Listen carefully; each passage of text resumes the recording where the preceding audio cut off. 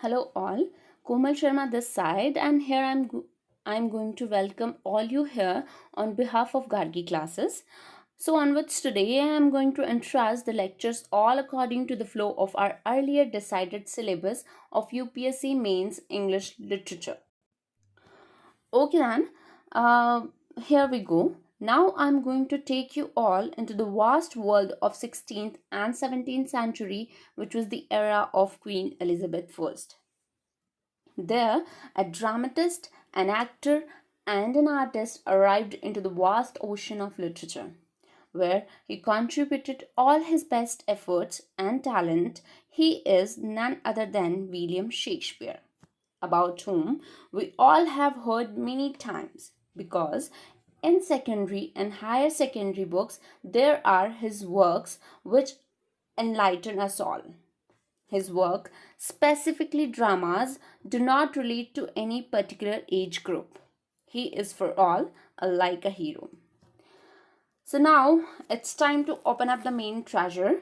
About William Shakespeare, what do I have to elaborate next? But here I have mentioned very few points which may connect us all with this great creator of drama. So here I am going to introduce William Shakespeare, the greatest dramatist of the era. So he was born in 1564 in Stratford upon Avon in England, and he died in 1616. As we all know that William Shakespeare was a poet, dramatist and an actor too. He wrote 30 plays, 154 sonnets, and he also wrote two very reminiscent epic poems. About sonnet. Sonnet is a one stanza 14 lines poem. It is written in iambic pentameter. Iambic pentameter is a kind of form in which the sonnet is written. Next one, while we know that he is called Bard of Avon. Avon is a name of river where the Stratford village is situated, and Bard is a title which we give to a poet to whom we worship. Okay, then. So that's why he is called Bard of Avon, because the people worship him as a poet. Next on, he wrote in genres tragedies, histories, comedies, and romances. The four genres about which I have mentioned in my early video. And King Lear, the given drama in our syllabus is a tragic play. So this is all about a bit introduction of William Shakespeare, which I have given you right now. So these were bit points about Shakespeare. Now I'll start the particular drama which is prescribed here in our syllabus of UPSC mains. Now we are going to study King Lear. King Lear, the biggest drama of William Shakespeare. This is a tragedy, as I mentioned you. This is a tragedy. This drama is a lesson for all those authorities who have power but put the people into treachery just because of their prejudiced mind. Later on, you yourself will conclude when I'll be able to complete this drama. Okay, then, here I'll start with the characters first, because to couple up with the drama we have to come to know firstly about the playing characters, then only we are able to gain the depth of the drama. So here I go. Okay, then, so here the first one character we have is King Lear himself. King Lear is the aging king of Britain, and he is the protagonist of the play. Lear is used to enjoying absolute power and to being flattered. That means he is a kind of king who loves those people who flatter with him. Basically, he loves those people who fill his ears with honey. And he does not respond well to being contradicted or challenged, which means he never likes those people who contradict him or who challenge him in any case. Later on, our next character is Goneril. Goneril is Lear's ruthless oldest daughter, and Goneril is jealous, treacherous, and immoral, which means she plays a role of villainous into our play. She challenges the authority of King Lear, in fact, which I'll let you know while we will study the summary of the play. So here we come to know that Goneril is treacherous and a very bad character into this play. Next on, we are moving towards Albany. Albany is the husband of Goneril. Albany is good at heart, which means there is a contradiction between husband and wife, as wife is treacherous and Albany, her husband, is good at heart. And he eventually denounces and opposes the cruelty of Goneril, Regan, and Cornwall. About Regan and Cornwall, I am going to tell you soon. Later on, another character is Regan. Regan is as ruthless as Goneril. Goneril is the elder sister of Regan, and Regan is the middle daughter of King Lear. And she is as aggressive in all the same ways like Goneril. In fact, it is difficult to think of any quality that distinguishes her from her sister. So Regan and Goneril both are complement to each other. Next character is Cornwall. Cornwall, the husband of Regan. And like Albany, which means Cornwall isn't like Albany. Cornwall is domineering, cruel, and violent. He is domineering, cruel, and violent, all alike Goneril and Regan. So here we have three characters, negative characters: Goneril, Regan, and Cornwall. And Albany, unlike them, is a good at heart, and King Lear is the protagonist of the play. So these are the four characters. Now I'm going ahead with another characters. Our next character, who is actually major into this play, Cordelia is Lear's youngest daughter. She disowned by her own father for refusing to flatter him. As I mentioned earlier, that Lear loves those people who flatter him. But here, Cordelia, his own younger daughter, refused to flatter him. So that's why King Lear got enough things to disown her. Now, Cordelia is held in extremely high regard by all of the good characters in the play, which means she plays a good role into this play. And the King of France marries her for her virtues only, which means he overlooking her lack of dowry. So Cordelia and King of France marries to each other, and here the King of France overlooking her lack of dowry because her own father disowned her. She remains loyal to Lear despite his cruelty towards her, forgives him, and displays a mild and forbearing temperament even towards her evil sister. So now you can imagine how good she is into this play. So here, Cordelia is the heroine of the play. Next, we are moving towards the subplot of the play. Now, these, as I the character whomever I mentioned are the characters of the plot, and the subplot is another plot of this play. The plot and the subplot go simultaneously into this play. So here the subplot of the play is related to all to this gentleman who is Gloucester. Gloucester is a nobleman loyal to King Lear, and whose rank Earl. He is on the rank of Earl, which is just below that of Duke. He is an adulterer because he was having fathered a bastard son, Edmund. His name is Edmund. His bastard son name is Edmund, and his fate is in many ways parallel to that of Lear because he misjudges which of his children to trust. So, alike King Lear, he also suffers into this play because of his misjudgment, alike King Lear. So both the characters are the hero of plot King Lear and the hero of subplot Gloucester, Both mischoice their children, that's why they suffered throughout the play. Later on, I'm moving ahead towards another characters. Here we have our next character is Edgar. Edgar is Gloucester's older son, and who is legitimate, of course. Edgar plays many different roles, starting out as a fool easily tricked by his brother. So, as we can say, Edgar is the only character who plays many roles into this play, which means Edgar disguises many times into this play.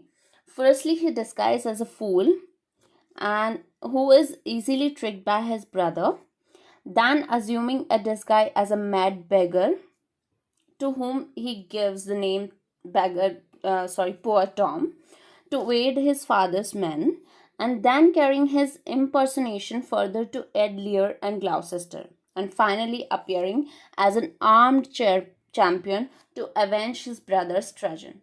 So these three roles in which he disguises himself throughout this play.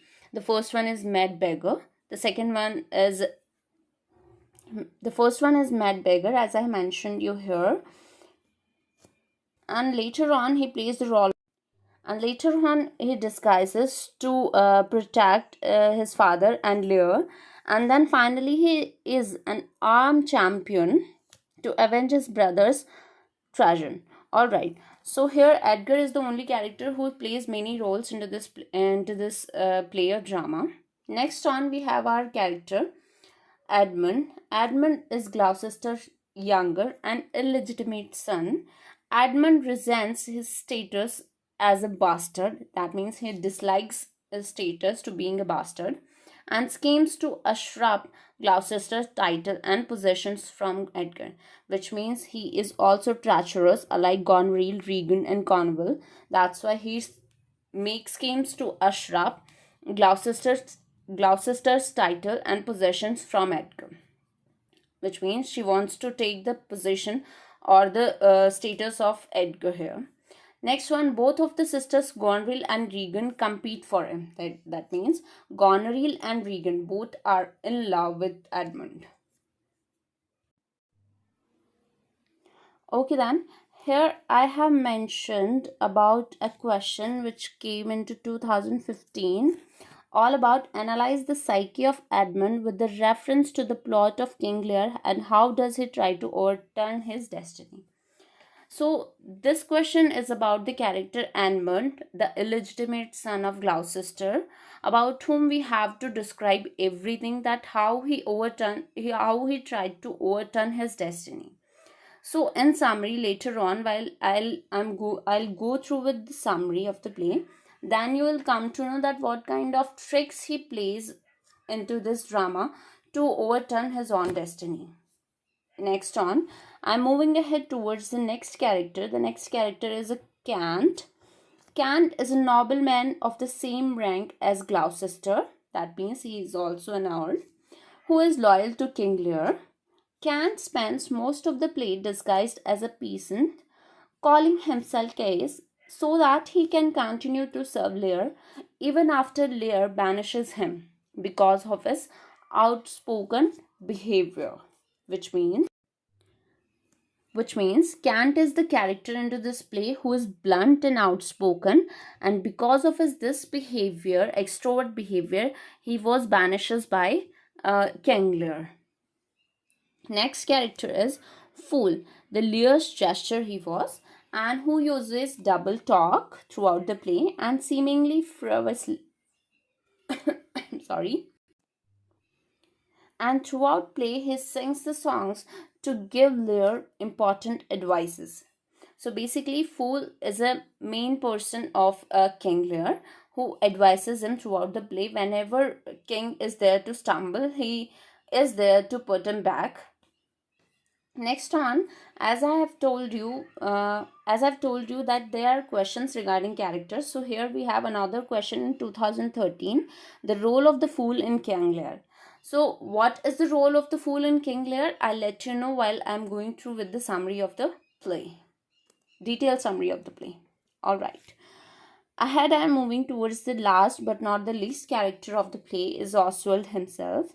Oswald is the steward, chief servant of Gondrel's house. So Oswald obeys his mistress' commands and help her in her conspiracies. So Oswald is as treacherous as Goneril, Regan, Cornwall, and Edmund. Alright, so these are the characters, important characters of the play about whom I have mentioned.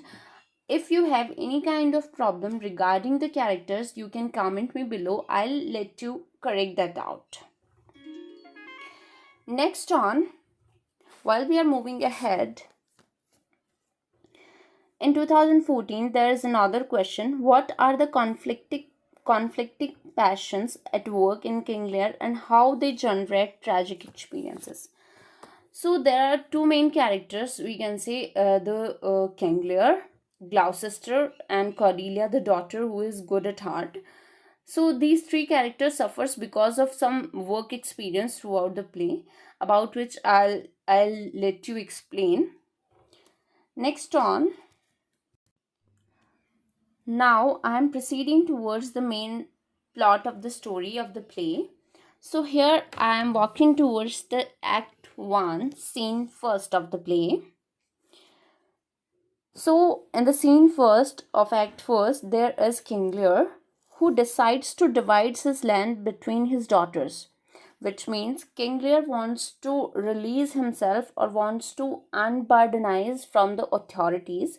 So that's why he decides to just distribute the property or the authority between among his daughters, the Goneril, Regan, and Cordelia. But he put a question in front of all those three, that how much each daughter loves him. As I told you, King Lear is a kind of king who love flattery. So in order to listen that honey, in order to get that honey, he asked his daughters that how much they love him, and on the basis of their answer, he is going to distribute his power to them. So among them, as I mentioned, that Goneril and Regan both are treacherous, so they lie very beautifully and they exaggerate their love in a very aesthetic manner. Then Lear asked Cordelia about the same question, that how much she loves to Lear. But as I told you all, that Cordelia is a very honest and loyal girl, so she outspokenly says that, father, I love you enough, but I love you as a daughter only.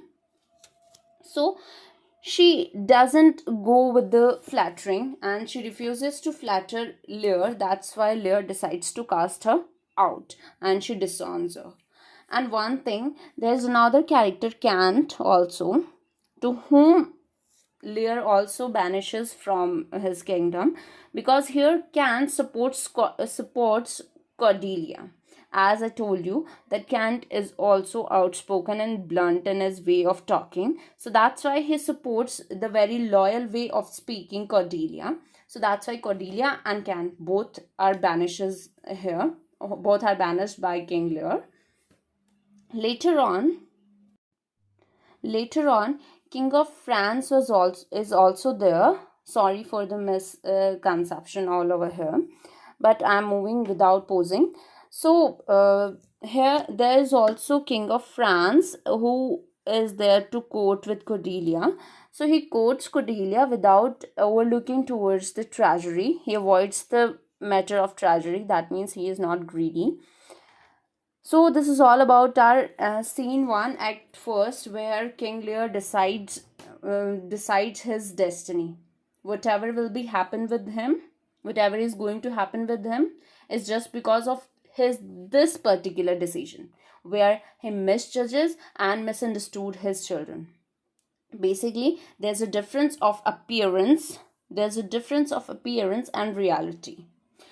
Whatever appeared here regarding Goneril and Regan, Goneril and Regan appear here very diligent, very attractive, and very lovable daughters to Lear, and where Cordelia he seems like a villainous over him. So that's why this is a difference between appearance and reality. What is there appear is not real. The thing is, the reality is what Cordelia says, not the things are real which Gondrel and Regan represented here. But Kier misjudges them and decides to go with the flow of his destiny. Okay, now we are moving ahead towards scene second. In the scene second, as you I as I told you that the plots and the subplots go simultaneously. So the scene second is all about the Gloucester, the hero of the second plot or the subplot. So here Edmund, who is the illegitimate son of Earl of Gloucester, plots to ruin Edgar. Edgar, who is the legitimate son of Gloucester. Edmund, who is the, as I told you, that Edmund is the illegitimate son, and Edgar is the legitimate son of Gloucester, against whom Edmund plots a play, against whom Edmund schemes, that the Edmund suggests to Gloucester that Edgar is plotting to kill him. As I told you, Edmund intended to usher up all the authorities which is going to give Edgar. So that's why he plots that, and he asks his father that there is Edgar, the illegitimate son, is going to kill his own father. So here Edgar misjudges again his children. The Edmund to whom he sees as a good one is actually a bad character, and Edgar, to whom Edmund represented here in a bad manner, is a good, by the way. So here is also a difference between appearance and reality. Next on, while I'm moving ahead towards the scene third of Act 1, here Goneril complains that Lear is a frustrating guest at her castle. Now here, look at the word guest for Lear.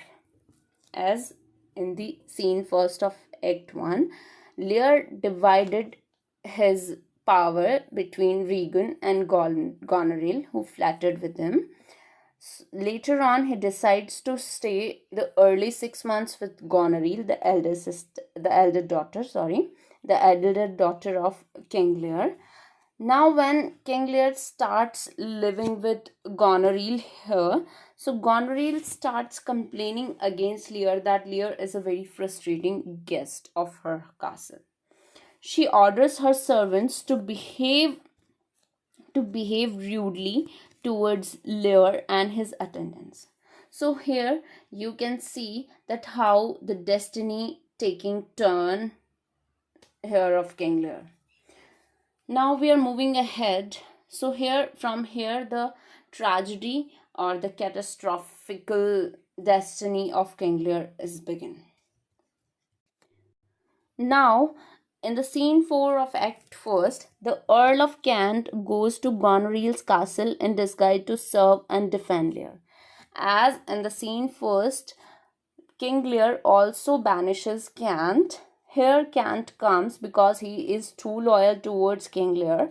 So when he gets to know that Goneril, her King Lear's daughter, treated with King Lear in a very bad manner, so he goes in disguise, because of course King Lear isn't going to accept him in the real way. So he disguises here and goes to serve and defend Lear. Lear leaves Goneril's castle because of this ill treatment by Goneril. So he leaves Goneril's castle in anger after she tells him that he will have to get rid of his knights.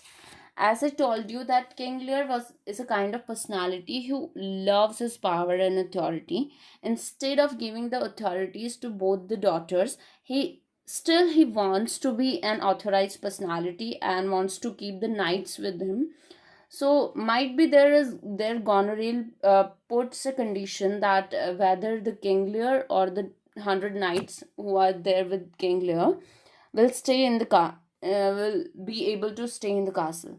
So King Lear is a kind of egoistic personality, so he leaves Goneril's castle and goes away from here. Later on, see what he is going to do with his destiny next.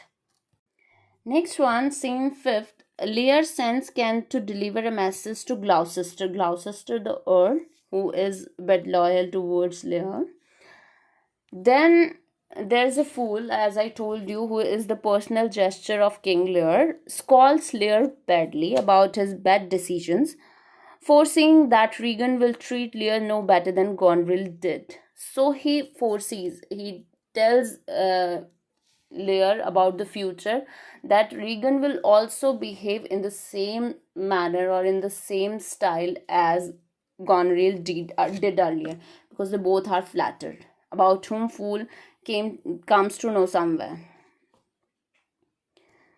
Next on, we are moving ahead towards Act 2 and scene first of Act 2.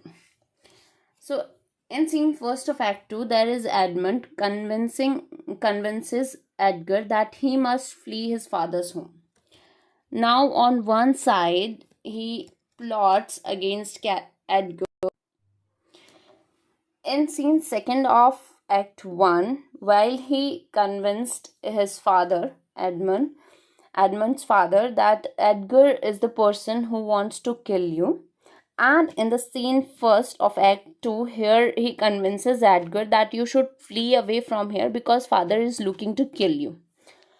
So here the father and the son, Edgar and the Gloucester, are standing against each other because the foolish words of Edmund fill them with awe.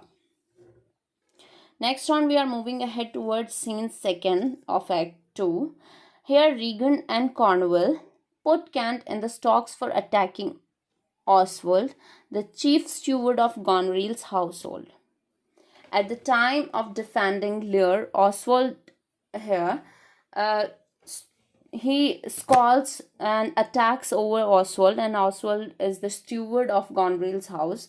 So here, both Regan and Regan and Cornwall, her husband, decides to put them behind the bars. Next on, in the scene third of Act 2, here Edgar disguises himself as a poor Tom, a wandering beggar.